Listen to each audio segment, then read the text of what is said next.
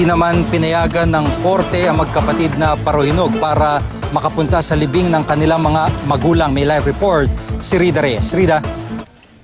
Yes, Jiggy, ibinasura ng Ozamis City RTC Branch 15 ang urgent motion for furlough na inihain ng kampo ni Vice Mayor Nova Princess Parohinog at kapatid niyang si Reynaldo Jr. para payagang makadalo sa huling araw ng purol sa August 13 at sa libing sa August 14 ng 5 namatay nilang kaanak sa raid nitong July 30.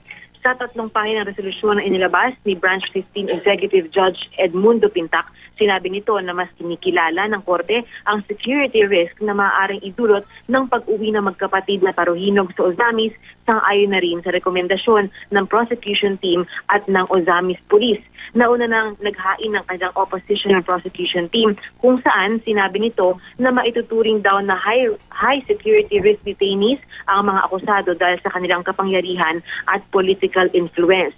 Bukod dito, non-bailable din daw ang mga kasong nakasampa laban sa kanila. At pangatlo, may presensya raw ng mga supporters ang mga akusado na pwedeng magdulot ng imminent threat sa kanila at sa mga police escorts na sasama sa kanila.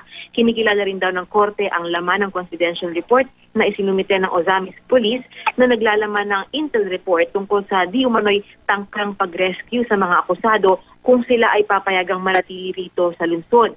Nakikisimpatya raw ang korte, Jiggy, sa mga kaanak ng pamilya na nawala ng mahal sa buhay. Pero ang prioridad daw ng korte ay ang kaligtasan at seguridad ng mga akusado at kanilang security escorts sakaling may sumiklab na kaguluhan.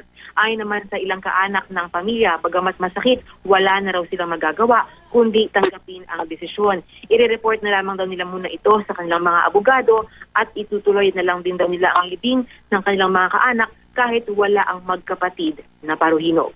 Jiggy. Maraming salamat, Rida Reyes.